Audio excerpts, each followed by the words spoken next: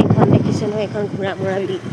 এইখনত হেনো অতীজতে নদী আছিলে আৰু নদী বৈ থাকোঁতে এখন ঘোঁৰা গাড়ী, আগতে যিহেতু ঘোঁৰা গাড়ী আছিলে, ঘোঁৰা গাড়ী এখন আহি পেলানি মানে এই নদীখনতে মানে সোমাই গৈছিলে। মানে আমি তেনেকৈ আমাৰ দেউতাহঁতৰ মুখৰ পৰা শুনিছিলোঁ, দেউতা ককা তেনেকৈ মানে ডাঙৰ ডাঙৰ বয়সস্থ মানুহসকলৰ মুখৰ পৰা শুনিছিলোঁ যে বিলখনত ঘোঁৰা মানে তললৈ ডুবি গৈছিলে। আৰু ঘোঁৰাটো মানে কি 2-3টামান চাগে ঘোঁৰা আছিলে, আমি নাজানো ঘোঁৰা গাড়ী কেইটা। আমি ঘোঁৰা গাড়ী সৰুতে দেখিছিলোঁ, কিন্তু আজিকালি ল'ৰা ছোৱালীয়ে দেখি পাবলৈ নাই বাৰু, ঘোঁৰা গাড়ী দেখিয়ে নোপোৱা হ'ল।